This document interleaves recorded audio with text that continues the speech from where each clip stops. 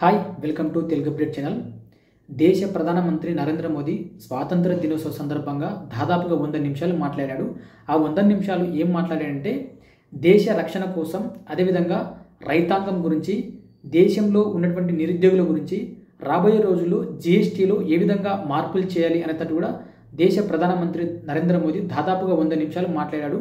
ఆ 100 నిమిషాలు ఏం మాట్లాడాడో నేను ఈ వీడియోలో క్లియర్గా ఎక్స్ప్లెయిన్ చేసే ప్రయత్నం చేస్తాను.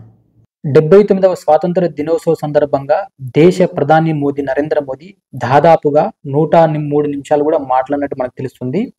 దీంట్లో ప్రధాన అంశాలు ఏమిటంటే దేశంలో అన్ని ప్రధాన వ్యవస్థలకు రక్షణ కల్పిస్తాం, అదేవిధంగా రైతుల ప్రయోజనాలకు విఘాతం కలిగించే నిర్ణయాలు తీసుకోబోము, మరియు యువత ఉపాధికి 1,00,000 కోట్లతో పథకం కూడా అమలు చేస్తాం రాబోయే రోజుల్లో. ఒకవేళ మళ్ళీ పాకిస్తాన్ గాని మనపై మళ్ళీ దుస్సాహసం చేస్తే పాకుకు చావుదెబ్బ కొట్టే అవకాశం కూడా మనం తీసుకోబోతున్నాం రాబోయే రోజుల్లో.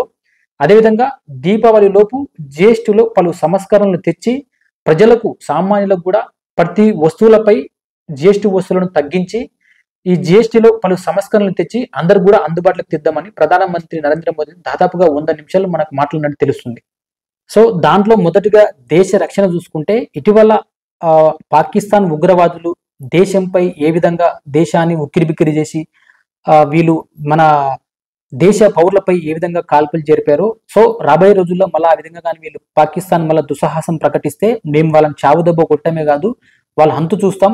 రాబోయే రోజుల్లో ఎవరైనా సరే, పాకిస్తానే కాదు ఏ దేశంపై, భారతదేశంపై ఏ విధంగా వాళ్ళు ఎటువంటి దాడులు చేసినా మేము దాన్ని సహించబోము, దానికి ఎదురుదెబ్బ కొట్టే అవకాశం ఉంటుంది అని కూడా దేశ రక్షణకి మేము కవచంలా ఒక శ్రీకృష్ణ పరమాత్ముడు కదా సుదర్శన్ చక్రాన్ని ఏ విధంగా యూజ్ చేశాడో మేము కూడా వీళ్ళు పాకిస్తాన్ కానీ ఏ దేశమైనా సరే భారతదేశంపై దాడులు చేస్తే మేము సహించబోము, శ్రీకృష్ణ పరమాత్మ ఏ విధంగా సుదర్శన్ చక్రాన్ని యూజ్ చేసినాడో మేము కూడా ఆ విధంగా యూజ్ చేస్తామన్నట్టు కూడా ప్రధాన మంత్రి నరేంద్ర మోదీ అయితే ఈ విధంగా చెప్పడం జరిగింది. ఇంకా రెండో విషయానికి వస్తే రైతులకు సంబంధించి రైతులకి ఏ విధంగా విఘాతం కలిగించాం, అదేవిధంగా వాళ్ళకి చేసే సంస్కరణలు కూడా ఎట్టి పరిస్థితుల్లో వాళ్ళకు అన్యాయంగా ఉండవు, సో వాళ్ళకు కూడా న్యాయం చేసి మేము ప్రకటిస్తాం, న్యాయం చేసేటట్టు మేము ప్రయత్నిస్తామని కూడా దేశ ప్రధానమంత్రి నరేంద్ర మోదీ చెప్పడం జరిగింది.